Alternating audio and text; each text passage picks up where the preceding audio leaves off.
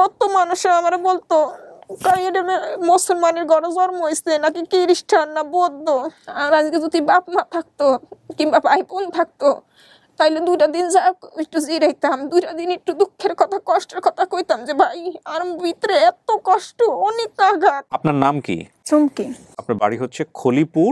আপনার বাবার নাম ইয়াসিন, উনি চৌকিদার ছিলেন। ভাবির নাম মাজেদা, ভাইয়ের নাম বোকে, আরেকটা হচ্ছে একা, ইমরান, বড় ভাইয়ের নাম হচ্ছে মজনু, বোনের নাম হচ্ছে নবীরন, সোনাবানু, লায়লা।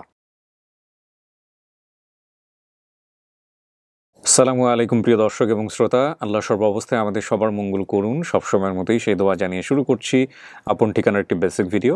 যারা আমার এই ভিডিওটি দেখছেন তাদের প্রতি আমার বিশেষ অনুরোধ হলো, প্লিজ এই বোনটি যিনি এসছেন তার পরিবার খোঁজার জন্যে তারা দয়া করে চেষ্টা করবেন। শতবার আমি এই কথা বলেছি, হাজার বার আমি এই কথা বলেছি। আপনারা নিশ্চয়ই জানেন যে অফিসিয়ালি আমাদের এই ভিডিওর সংখ্যা 700 ক্রস করে গেছে বেসিক। বিগত 4 বছরের বেশি সময় ধরে আমরা আপনাদের কাছে আপনাদের দ্বারস্থ হয়েছি, সামাজিক যোগাযোগ মাধ্যমকে ব্যবহার করেছি। Studio of creative arts limited আমাদের যে প্রতিষ্ঠানটি রয়েছে, সেই সকা মূলত সামাজিক যোগাযোগ মাধ্যমের জন্য নির্মাণ করে বিভিন্ন রকমের অনুষ্ঠান, মানুষের জীবন গল্প কেন্দ্রিক বিভিন্ন অ্যাঙ্গেলের অনুষ্ঠান। এবং সেখানে আমরা দেখানোর চেষ্টা করেছি যে কি পরিমাণ মানুষ পরিবার থেকে বিচ্ছিন্ন বিভিন্ন ঘটনার দ্বারা ছোটবেলায় হারিয়ে গেছে এবং তাদেরকে আমরা পরিবারে ফেরানোর চেষ্টা করেছি। আমাদের আরও একটি অনুষ্ঠান নতুন শুরু হয়েছে, আপনারা জানেন হয়তো বা, আমাদের ওয়ান নামে একটা ইউটিউব চ্যানেল এসছে। এখন আমরা ভেরিফাই করিনি, সময় লাগবে। এই ওয়ানটা কিন্তু আমরা খুব একটা প্রমোশন চালাচ্ছি না। আমাদের যে মূল মাধ্যমগুলো রয়েছে বা আমার যে আইডি বা পেজ বা অন্যান্য জায়গাগুলোতে আমরা খুব একটা প্রমোশন চালাচ্ছি না। আমাদের ওয়ানের যেই 7-8টা কন্টেন্ট এসছে সেগুলো দেখেও ধারণা পাওয়া খুব মুশকিল হবে যে আমরা আসলে কী ধরনের কন্টেন্ট এখানে কাজ করতে যাচ্ছি বা কীভাবে এদেরকে উপস্থাপন করতে যাচ্ছি। আমরা নতুন আরও বেশ কিছু নিয়ে কাজ করব এবং আপনারা জেনে হয়তো বা খুব খুশি হবেন, আমরা আমাদের অফিস ডেভেলপমেন্টের কাজ শুরু করে দিয়েছি এবং আমরা যে বিল্ডিংয়েই থাকতাম আগে, সেখানেই আমাদের আরও একটি ফ্লোর আমরা নিয়ে আমরা আমাদের পুরো পুরো স্টুডিও, পুরো ইন্টেরিয়র সমস্ত কিছু চেঞ্জ করছি আগামী 2-1 মাসের মধ্যে। সো আমাদের এই কাজের ধারাগুলো অব্যাহত আছে। আপনারা জানেন যে বিগত 4 বছর আমরা নিরলসভাবে, মানে আমরা বলছি এই কারণে যে আমাদের সাথে যে আমাদের যে টিম মেম্বার যারা আছেন তারাও দেশ এবং দেশের বাইরে থেকে নির্ঘুমভাবে শুধুমাত্র এই অনুষ্ঠানের জন্য আমরা সময় দিয়েছি। এবং আপনাদের প্রতি আমার বিনীত অনুরোধ হচ্ছে, এখনও যারা আমাদের কাছে আসছেন, ক্রমান্বয়ে সংখ্যা কমেছে, এখনও যারা আসছেন আমাদের কাছে, তাদের জন্য আমাদের পূর্বের যে চেষ্টা ছিল সেটা যেন অব্যাহত থাকে। সো আমি কথা বাড়াবো না, যিনি আমার সঙ্গে আছেন, চলুন তিনি আজকে পরিবারে ফিরতে পারেন কিনা তার কাছ থেকে আমরা একটু জানার চেষ্টা করি, বোঝার চেষ্টা করি তার আকুতিটা। আপনার নাম কি? আমার নাম ভাইয়া দিছে চুমকি। আপনার তাহলে পিতৃপ্রদত্ত নাম হচ্ছে চুমকি? জি, চুমকি। ওকে। বাবার নাম? বাবার নাম ইয়াসিন। আর ভাবির নাম মনে আছে? জি, ভাবির নাম মনে আছে, মার নাম মনে নাই আমার। ভাবির নাম মাজেদা। ভাইয়ের ভাইয়ের নাম বড় ভাইয়ের নাম হইছে মজনু। মেজো ভাইয়ের নাম হইছে বকে। সেজো ভাইয়ের নাম হইছে একা। ছোট ভাইয়ের নাম হইছে ইমরান। বড় বোনের নাম নবীরন। মেজো বোনের নাম হইছে সোনাবানু। সেজো বোনের নাম লায়লা। আপনার বাড়ি হচ্ছে খলিপুর? জি, খলিরপুর ফরিদপুর ওদিকেই আর কি। আচ্ছা। তো ওইখান থেকে একটু একটা গোল মোচুর আছে, চক্কর আর কি। তো ভাতের বাম সাইডে যে রাস্তাটা, ওইদিকেই থেকে আমি একবার যে দেশে গেছিলাম তখন টেম্পোতে উঠছি, তো খলিরপুরে বাজারে নামাই দিছি। আচ্ছা, আপনার বাবা চৌকিদারের কাজ করতো? জি। মা যাওয়ার পরে বড় ভাই এই কাজ করেছে? আপনার বাবা মারা যাওয়ার পরে? কারণ বাবা বেঁচে নাই। আচ্ছা, আমি পুরো গল্পটা একটু আপনার কাছ থেকে শুনতে চাই, একটু বলেন তো আমাকে কি হয়েছে। আমি যখন ছোট ছিলাম তখন আমি বাড়িতে, আমার বড় ভাই তখন সংসারের দায়িত্ব আমার বড় ভাইয়ের ছিল, তখন আমি বড় ভাইয়ের মেয়ে হয়েছে একটা, তো ওই মেয়ের সাথে আমি মেয়েটা রাখা লাগে। তো পরে আমি তো অনেক ছোট, তো আমি কিছু মেয়েটারে আমি খেলতে গেছি পরে দিয়ে ওইখান থেকে পরে আস্তে আস্তে মাগরিবের আজান দিয়ে ফেলাইছি। পরে আমি বাড়িতে আইসি, পরে দিয়ে এখন ভাবি বলতেছে এতক্ষণ কোনাইছিলি, আমি যে খুঁজছি নাই আসলি কোনায়। তো আমি বলছি খেলতে গেছি যে, তো ওইখানে পরে আজকে তোর ভাই আসলে তো তোর ভাইয়ে এটার বিচার করবো আর কি, করবো। তখন আমি ভাবির কাছে অনেক মাপ চাইছি, কইছি, কাঁদছি। পরে এরকম করছি পরে দিই তো ভাবি পরে মাগরিবের আজান দিয়ে ফেলছে, অন্ধকার হয়ে যেতেছে। তখন ভাবি ঘরে ঢুকি, দুয়ার আটকে রাখছে। যখন আমি ডাক দিছি, অনেক দরজা ধাক্কাইছি, ভাবি খোলে না, কয় না তোর ভাই আইলে তো দুয়ার খুললাম। তো এটা কইছে পরে দি যখন আমি দেখছি অন্ধকার বেশি হয়ে গেছে, আমি দরজার সামনে ছিলাম। পরে দেখি ভাইয়া আসতেছে, তো ভাইয়া তো আমার অনেক মারে। তো এই ডরে আমি কিচ্ছি তাড়াতাড়ি করি আমাদের বাড়ির যে সাইডে কবরস্থান আছে তার পাশে আবার কবরস্থানের পরে দি একটু উঁচা পাহাড়ের মতল আছে। তা আমি ওখানে ডরে ভাইয়ের ডরে ফলাই আসছি। পরে দিয়ে ভাইয়া অনেক ডাকছে। তা আমি ওইখানে আমি ভাইয়ের সামনে আসিনি। আমি জানি ঘরে যদি যাই তাহলে ভাইয়া আজকে অনেক মারবো আমারে, বড় মোটা লাঠি আছে ওটা দিয়ে আমার ফিরবো। তো এইটা চিন্তা করি আমি ডরে আর বাইরে না, ভাইয়া অনেক ডাকাডাকি করছে। পরে এক রাত আমি এই জঙ্গলে আসলাম। কি বলেন, ভয় করে নাই? ভয় তখন তো ভাইয়ের ভয় পাইছি, এই চিন্তা। পরে ওইখান থেকে আমি বাড়িতে আর যাই না, জানি বাইরে ফিরবো। পরে আর একটা বাড়ির কিনারে অন্য জায়গা দিয়ে আসছি। পরে বা খালের কিনারে আসলাম পরে। তো এই পরে দিয়ে 2 রাতের আসলাম। পরে দিয়ে আমি কি করছি, আমার সেজু ভাইয়ের কাছে চলে গেছি। আমাদের বাড়ির ওখানে বাইর থেকে একটু দূরে। তো এই মাস্টারের বাড়ি আছে, উনি স্কুলে মাস্টারিও করছে। তো এই মাস্টারের বাড়িতে আমার সেজু ভাই কাজ করতো। তো সেজু ভাইয়ের ওখানে গেছি। পরে দিয়ে সেজু ভাইয়ে পরে কইছে, পরে আমার দেখি কইছে কি রে কি অবস্থা। পরে জিজ্ঞেস করছে হরে দিকা ভাত খেয়েছে? আমি কি না, আজকে 2 রাত আমি এরম ফলাই রয়েছি, ভাই তোমার খুঁজছে। বাড়িতে আমি কি না, আমি বাড়িতে গেলে আমার ভাইয়ে বড় ভাইয়ে ফিরবো। পরে আর যাই না, তখন আমি ওখানে রয়েছি। পরে দিয়ে আমার ভাইয়ে যে মাস্টারের বাড়িতে কাজ করে, ওই মাস্টার আমার বলছে যে ওরা কাজে দিয়ে দে। পরে আমার ভাইয়া জিজ্ঞেস করছে হরে দেয় কিছু, হ্যাঁ যাই। তারপর আমি ওনার শ্বশুর বাড়িতে আমি কাজ করছি। শ্বশুরের বাড়িতে ওনার শালি আসলো, সবার বাসায় আর কি নিচ্ছে করছি। পরে দিয়ে আমি এরকম কুইয়া করছি। পরে দিয়ে তার 3 বছর সম্ভাবনা 3 বছর হয়েছে। তখন আমি আবার বাড়িতে তার শ্বশুর আবার এই মাস্টারের বাড়িতে আমার ভাইয়ের সব ভাই এমনি গেছি, আমার সেজু ভাই যে আমার সাথে দেখা করি আসতো। ধরে দিয়ে এই ভাইয়ের সাথে কথা হয়েছে, হরে আমি আইসি। পরে দিয়ে আমার বড় ভাইয়ের মেয়ে শুনছে আমি বাড়িতে আইসি। তো ফুপু আইসে কাঁদতেন শুনছে। পরে দিয়ে ওরা আইসে, ফুপু আইও বাইতে আমি না, আমি বাইতে যাইতাম না, আমি এত বছর পরে আইসি, আমি যদি আমি বাড়িতে যাই গেলে তো আমারে ফিরবো, তোর আব্বু ফিরবো, আমি যাইতাম না, ভাইয়ে ফিরবো না। ফুপু তোমারে কিচ্ছু কইতো না, তুমি আইও। তো এরকম কইছে। পরে দিত হরে আস্তে আস্তে গেছি। পরে দেখি বড় ভাবিও আদর করে, মেজো ভাবি তখন এর ভিতরে আবার আমার মেজো ভাইয়া যে বিয়ে করবো, আমার সেজো ভাই আমার থেকে বলছিল। তা আমি করছি না, আমি তুই যা, আমি তুই করি বলতাম, তুই যা, আমি যাইতাম না। আমি যদি যাই তাহলে ভাইয়া আবার ফিরবো, আরে আইয়া যাইতাম না, এটা কই তো বাইত নিয়ে আরে ফিরা খাবাইবি। তো এরকম কইতাম। হরে দিয়ে আর ভাইয়া আর আনতে পারতো না আমারে। পরে দিয়ে যখন গেছে আর মেজো ভাবি আমার চেনে না। তো পরে দিকে মেজো সবাই গ্রামের অনেক মানুষ আইসা বাড়ি ভরি গেছে।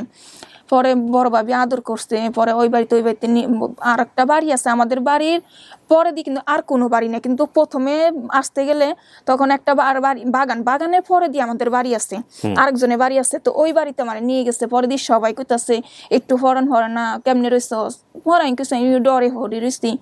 এরকম করতে করতে পরে বাস রয়েছি। পরে দিয়ে আমার বড় ভাইও আদর করে, মেজো ভাইও আদর করে, সবাই ঠিক মতো আসছে। কিন্তু যখন রোজা আইসে তখনও ঠিক মতো চলছে, কিন্তু কষ্ট তখন আবার কষ্ট ছিল যে আমি ঈদ আইসে পরে দিয়ে আমার বড় ভাই আমার মেজো ভাই এরকম ঘরে আমি খাই। আমার মেজো ভাই প্রত্যেক দিন রাতে আমি কান্না করতাম মার জন্য। পরে ভাইয়া সান্ত্বনা দিত, বুঝাইতো থাকবো, তুই কান্দিস না, আমি আসছি তো, তুই কি কান্দস, তো এরকম ভাবে বুঝাইতো।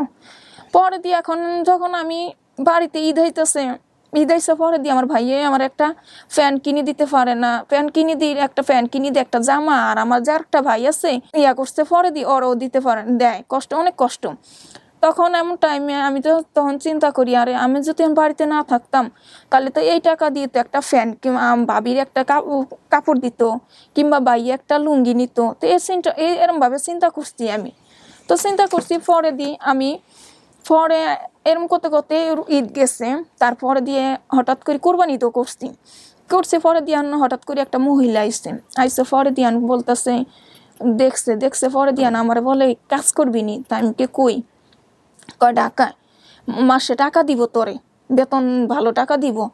তো চিন্তা পরে আমি কই আমি কি যদি আমি এখন যাই গেলে টাকা দিলে আমি বাড়িতে পাঠাই আমি কাজ করি, তো আমার ভাইয়েরা ঠিক করে একটু খাইতে পারবো কিংবা জামা কাপড় পরতে পারবো, একটু ঘরটার করতে পারবো। তো এরমভাবে আমি চিন্তা করছি।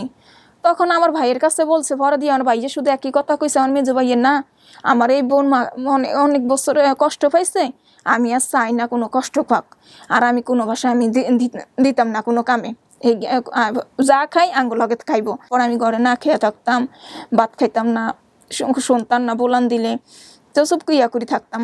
পরে এরকম করতে করতে 7 দিন গেছে। হ্যাঁ পরে দি ভাইয়ে কয় আচ্ছা ঠিক আছে তুই যখন চাস তাইলে যাইবি। তখন আমি কইছি ঠিক আছে, তখন আমি রাজি হয়েছি।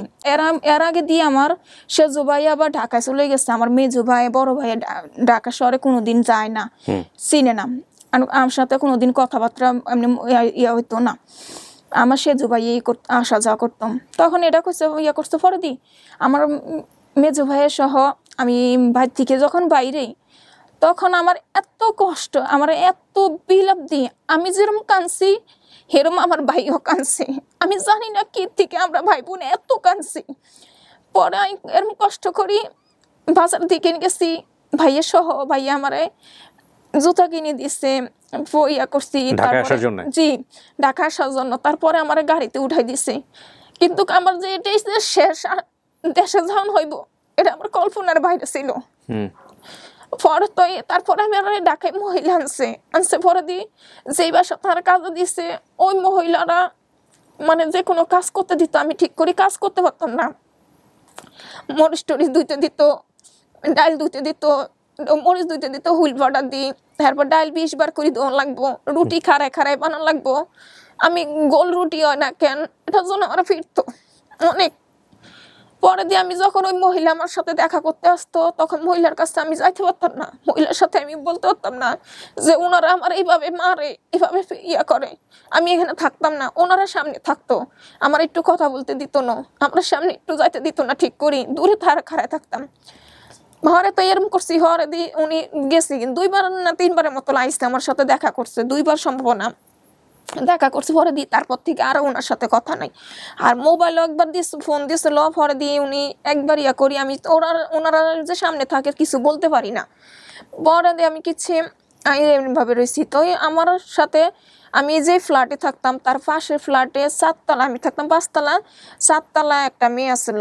ওই মেয়েটাও এরকম কইয়া করতো, ওর বাসা তালামারি রাখি যাইতো, হ্যাঁ অত্যাচার করতাম। তো এরপরে দিয়ে আমার বলতেছে আমি বারান্দা বসে বসে চাইল বাঁচতাম। আর বলে কি রে কি খবর, তো কইছি কিছু এরম আমার আর ভাল লাগে না, আমার মনে কয় বাড়ি চলে যেতাম। তো পরে দিয়ে কয় আমার এরম করে আমরা যাই কিন। তো আমি কি কোন যাই, কাছের বুয়ার সাথে কথাবার্তা আছে, আমরা এরম চলে যাই। পরে আমি কইছি আচ্ছা ঠিক আছে যাই।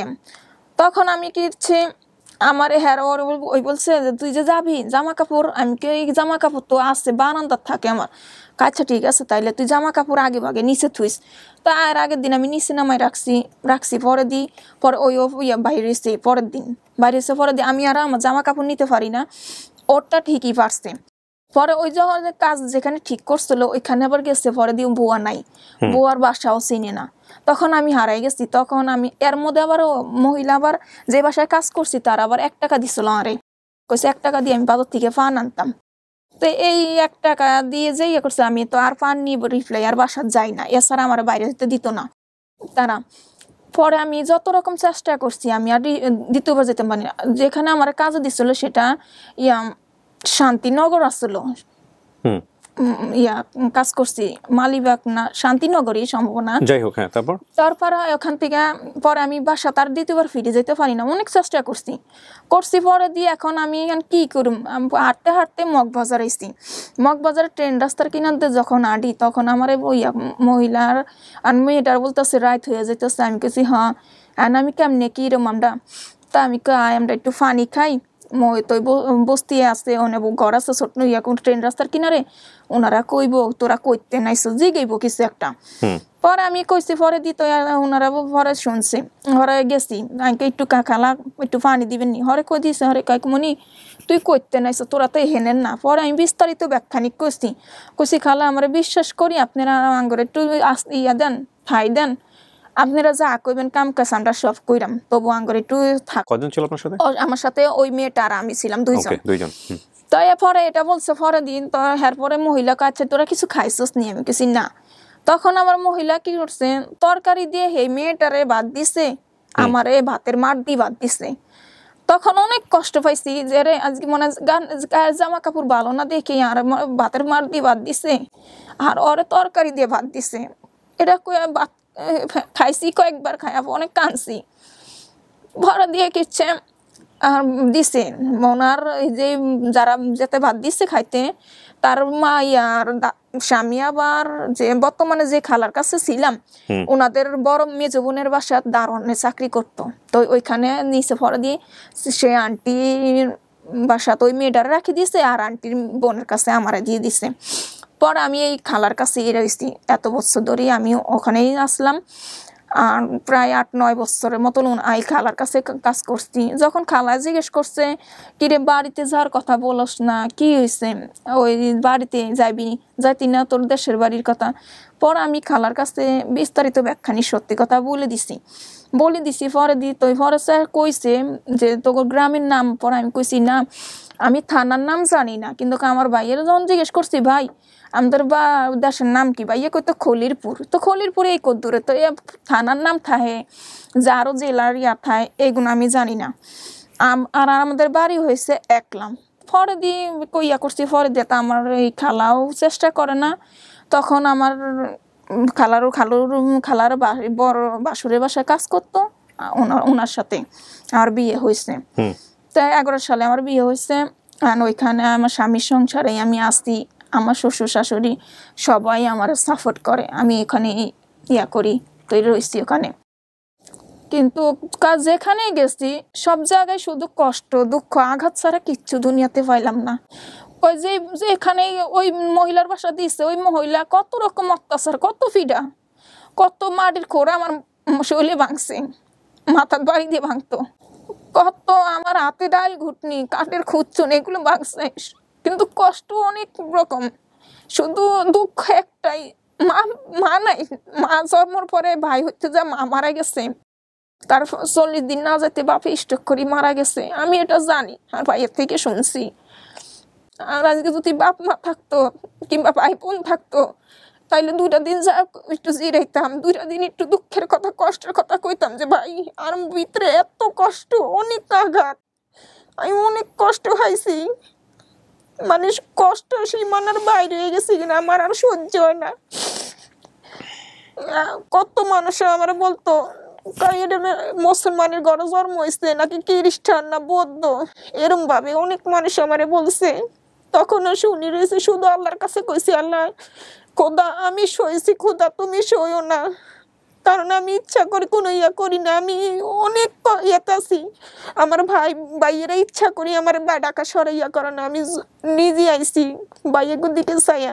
খুবই মর্মান্তিক একটা কথা কিন্তু লাস্টে বলেছে সেটা হচ্ছে আপনি মনের অজান্তেই কিছু অপরাধ মনুষ্য অপরাধ যেটাকে বলে কিছু দায় মানুষের কাছে আপনি রেখে যাচ্ছেন যেটা ধরেন আপনি হয়তো সারা জীবনই পূর্ণ করেছেন এবং আপনার মধ্যে কনফিডেন্স আছে যে আপনি জীবনে এত ভালো কাজ করেছেন আল্লাহ হয়তো আপনাকে মাফ করে দিবেন কিন্তু এই যে নিজের অজান্তেই কিছু মানুষের মনে দুঃখ দেয়া কিছু মানুষের মনে কষ্ট দিচ্ছেন এই যে ওরা যে অভিশাপগুলো দিচ্ছে সেগুলো কিন্তু দায় আল্লাহ আপনাকে বলবেন যে ঠিক আছে ওর কাছ থেকে মাফ চেয়ে নিয়ে আসো এবং ও যদি মাফ না করে সেদিন হিসাব তো সেটাই বলে। তো একটা ফ্যাক্ট আমি বলি সেটা হচ্ছে দেখেন ওর জীবনের একটা চমৎকার মেমোরি হয়ে গেছে খুব স্ট্রং শক্তিশালী মেমোরি হয়ে গেছে চমৎকার শব্দটা এখানে যায় না সেটা হচ্ছে ওই যে ভাত দুজনকে আলাদা করে দেয়া সামান্য কিছু ভাত নর্মালি তরকারি দিয়ে দিয়েছে আর একটা ভাত শুধুমাত্র ভাত ছিল ওখানে এবং সেটাতে তরকারি ছিল না সেটা তার জীবনে একটা অসম্ভব রকমের কষ্টদায়ক মেমোরি হয়ে গেছে। আপনার কাছে হয়তো এটা কোনো ঘটনাই ছিল না, যিনি কাজটা করেছেন তিনি তো চিন্তাই করেন নাই যে আরে ঠিক আছে গরিব মানুষ, ওরা তো এটাই প্রাপ্য, কিন্তু ওর জীবনে এটা একটা ভয়ানক স্মৃতি হয়ে গেছে। আসলে অন্যকে বোঝার সবচাইতে বেস্ট মানে সিস্টেম হচ্ছে যে আপনি যদি নিজেকে ওই জায়গাটায় কল্পনা করেন, এর চাইতে বেস্ট সিস্টেম আর নেই। এবং বিশ্বাস করেন এটা করাটা খুব কঠিন। আপনি যখন ভয়ানক রকমভাবে বিপদে পড়বেন, আল্লাহ মাফ করুক, ভয়ানক রকমভাবে বিপদে পড়ে আপনি দেখবেন হয়তো হাসপাতালে চলে গেছেন, আইসিইউতে চলে গেছেন, অসুস্থ হয়েছেন, কোনো প্রকার ট্রিটমেন্ট করে আপনাকে সুস্থ করা যাচ্ছে না, আপনি দোয়া করতে থাকবেন আল্লাহর কাছে যে আল্লাহ এবার সুস্থ করে, জীবনে যা পাপ করেছি আর কোনোদিন পাপের দিকে যাব না, এইবার সুস্থ হলেই সমস্ত কিছু ঠিক হয়ে যাবে। বিশ্বাস করেন অদ্ভুত ব্যাপার, এটা একটা অদ্ভুত ইলিউশন। আপনি সুস্থ হওয়া শুরু হবেন, আপনি সুস্থ হয়ে যাবেন, আপনার মেমোরি, আপনার সার্কামস্ট্যান্সেস, আপনার সোসাইটি, আপনার চারিদিক আপনাকে ভুলাই দিবে যে আপনি এরকম একটা সিচুয়েশনে ছিলেন কিছুদিন আগে, আপনি আইসিইউতে ছিলেন বা আপনি খুব খারাপ একটা অবস্থার মধ্যে ছিলেন, এবং আপনি আবার সেখানে যেতে পারেন। আপনি ভুলে যাবেন এবং ভুলে গিয়ে আপনি আবারও পাপের দিকে যাবেন, আবারও ভুল করবেন, করতেই থাকবেন। It's very interesting. কারো কারো ব্যতিক্রম, তো exception cannot be the example. So কারো কারো হয়তো রিয়েলাইজেশন হয়। তো এই কারণে এটাই বলছি যে আসলে আমাদের এই ক্ষুদ্র জীবনে অসংখ্য রকমের পাপ, ইনক্লুডিং, আমি কাউকে অ্যাডভাইস দিচ্ছি না, আমি যা বলছি এটা আমার রিয়েলাইজেশন, এটা যে আমি প্র্যাকটিস করি সবসময় তাও না, বলাটাও কখনো কখনো, যেহেতু আমার সুযোগ আছে, আমার কথা অনেকেই শোনেন, সো এটা কখনো কখনো আমার জন্য অনেক বেশি সওয়াবের হতে পারে। সো আমাদের জীবনে আমরা জেনে না জেনে না বুঝে কখনো কখনো এই ভুলগুলো করে ফেলি এবং এই ভুলগুলো আমাদেরকে কষ্ট দেয়। সুতরাং যেহেতু human life is very important, এবং আমার মনে হয় যে যে যারা বিশ্বাস করেন সৃষ্টিকর্তাতে, আল্লাহকে বিশ্বাস করেন, তো উনি তো আমাদের কাছ থেকে কিছু চান নাই, উনি প্রায় সমস্তটুকুতেই বলেছেন যে মানে ঈমান এনে মানুষের সেবা করো। তো এই মানুষগুলোর জন্য আমাদের একটু চেষ্টা করা উচিত, এই মানুষগুলোর জন্য আমাদের একটু সহমর্মিতার হাত বাড়িয়ে দেওয়া উচিত। আপনি খুবই লাকি, আমি এরকম অনেক মানুষকে এখানে এনেছি, আপন ঠিকানা বলেন, ব্র্যান্ডিং বাংলাদেশ বলেন, লাইভ বলেন, বিভিন্ন জায়গাতে বলেন। আমার রাইট নাও মনে পড়ছে যষ্টি মধু হকার আব্দুল মালিকের কথা, অনেকদিন ধরে ভাইজানের সঙ্গে আমার কথা হয় না, উনি একটা চমৎকার কথা বলেছিলেন যে কিছু মানুষ চাইলেও হেল্প করতে পারবেন না, অর্থ থাকার পরেও তিনি সাহায্য করতে পারবেন না, সাহায্য করার ক্ষমতা থাকার পরেও তিনি সাহায্য করতে পারবেন না, কারণ আল্লাহ তাকে সেই সুযোগটা দিবে না। এই কথাটা কিন্তু খুব মারাত্মক। আপনার সামনে একজন হাত পেতেছে মানে আল্লাহ আপনাকে সুযোগ করে দিয়েছে আপনার জীবনের কোনো না কোনো জিনিস মাফ করে দেওয়ার জন্য, ভুল থেকে সরিয়ে নিয়ে আসার জন্য, কিংবা আপনাকে বেনিফিট করার জন্য। It's an opportunity. Don't think that যে ও আপনার উপর ডিপেন্ডেন্ট, নেভার। সো এটা একটা অপরচুনিটি সৃষ্টিকর্তা আপনাকে দিচ্ছে। সো আমার ঘরের আঙ্গিনায় যেই আসুক না কেন, সে যদি আমার উপরে কোনো না কোনোভাবে নির্ভর হয়, সেখানে আমাকে একটা সৃষ্টিকর্তা একটা অপরচুনিটি করে দিয়েছে, তাকে সেবা করলে আমি বেনিফিটেড হব সেটার। তো এই কথাটা যেন আমরা সবাই মনে রাখি। চেষ্টা করবো নিশ্চয়ই, ওর হাতে যেসব তথ্য আছে সেই সব তথ্য দিয়ে ওর হয়তো বাড়ি ফিরে যাবে ইনশাল্লাহ। চুমকিকে দিয়ে বলতে চাই, আপনার ঘরে যেই সব কাজের মানুষ আছেন যারা আপনাদেরকে সার্ভিস দিয়ে যাচ্ছেন, তাদেরকে অন্তত কাজের মানুষ হিসেবে ট্রিট না করার। এবং সেটা আপনি তখনই করতে পারবেন যখন আপনি উপলব্ধি করবেন যে আপনি একটা প্রিভিলেজড ফ্যামিলিতে জন্মগ্রহণ করেছেন, আপনার বাবার অবস্থা ভালো, আপনার মায়ের অবস্থা ভালো, কিংবা ভালো ছিল না, ভালো হয়ে গেছে, সে কারণে আপনাকে অন্যের বাসায় হয়তো বা যেতে হয়নি। ওর জন্মগতভাবে এরকম একটা দরিদ্র পরিবারে জন্মগ্রহণ করেছে, যে কারণে হয়তো ওর একটা মেধার ইউজ হয়নি, সে কারণে আজকে ওর বাসাতে। আপনি যদি একটু টুইস্ট করে, একটু যদি ঘুরিয়ে দিয়ে নিজেকে ওর জায়গাটা একটু চিন্তা করতে পারেন, এবং আপনি যদি বিলিভ করতে পারেন যে হ্যাঁ এটা আপনার মধ্যে হতে পারে, আপনিও এরকম হতে পারেন, তাহলে আপনার সাথে খারাপ ব্যবহার করতে পারবেন না। এটাই সর্বোত্তম পদ্ধতি, আপনি একটু চেষ্টা করে দেখেন। এখানে আবার একটা জিনিস কি, আমার ভাই আমার একটা কথা বলছিল, আর আমার যে ছোট ভাই ওরেও বলছিল যে ওরা যদি কেউ কিছু বলে মারে, তাহলে ওই 1 সেকেন্ড ওইখানে থাকবো না আমার ভাইয়েরে।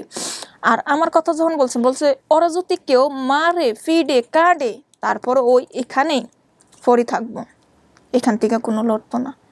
কারণ আজকে আমার এত বছরে আমার জীবনে যত ইতিহাস কাহিনী কষ্ট আমি সইছি, এত আঘাত কষ্ট আমি মনে করি না কেউ পাইছে। আমি অনেক কষ্ট পাইছি, অনেক আঘাত পাইছি।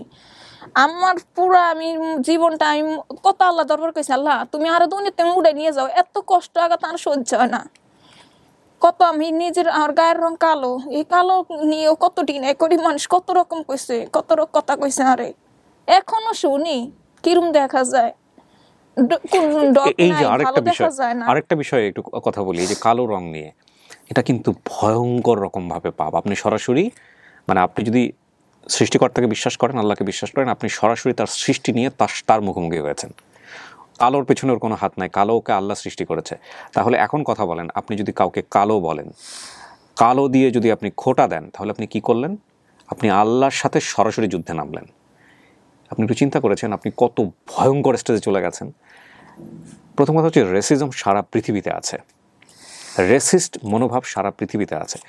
খারাপ যত রকমের মানে গুণাগুণ থাকা উচিত একটা মানুষের শরীরে, সব কিছু আমাদের মধ্যে আছে, কিন্তু প্র্যাকটিস করব কি করব না সেটার জন্য আমাদের ভিতরে একটা বিবেক আছে। এই বিবেকটাকে একটু ফ্রন্ট লাইনে রাখা আমাদের সবার জন্য জরুরি, সবার জন্য জরুরি। আমি আপনাদেরকে আবারও বিনীতভাবে বলতে চাচ্ছি, আমি কিবরিয়া যে কথাগুলো বলি আমার অনুষ্ঠানে সিচুয়েশনাল, হয়তো উনি গল্প বলে গেলেন, সেই গল্পের প্রেক্ষাপটে আমি কথাগুলো বললাম। Never take it as a advice. এগুলো আমাদের প্র্যাকটিস করা উচিত। এগুলো আপনাকে বলা মানে আমাকে বলা, তার মানে এই যে আমি ভুল করব না বা পরের দিন দেখা যাবে আমারই একটা ফুটেজ বের হয়ে যাবে না ভুল করে, এটা মনে করার কোনো কারণ নাই। বাট প্রতি মুহূর্তে নিজেদেরকে সংশোধন করার জন্য এগুলো আমাদের মাথায় রাখা উচিত, যাতে আমরা ভুল না করি। ঠিক আছে চুমকি, আমরা চেষ্টা করব। আপনার অনেক কিছু মনে আছে।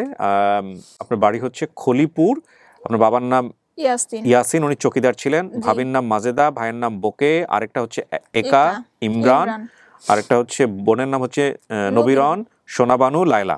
জি, ভাবির নাম ছিল মাজেদা। জি, আমি যে বর্তমানে যার কাছে ছিলাম কাজ করছি, সেই খালাও মারা গেছে। ওগুলো দরকার নাই, 9 বছর, ওগুলো দরকার নাই। আপনার তথ্য যা আছে এদিকে ইনশাআল্লাহ যদি আল্লাহ চেষ্টা করি, আমরা আল্লাহ নিশ্চয়ই আমাদেরকে ভালো কিছু দেখাবেন। এই কারণে তো আমি ঢাকা শহর আসা। সো খলিপুর বাজার ফরিদপুরের দিকে হতে পারে। ওনার বাবা চৌকিদার ছিলেন, পরবর্তীতে ওনার ভাই কিন্তু বাবা মারা যাওয়ার পরে দায়িত্ব নিয়েছেন। সবাই মিলে একটু চেষ্টা করি। একটা ভালো সংবাদের প্রত্যাশা আমরা শেষ করছি। আসসালামু আলাইকুম।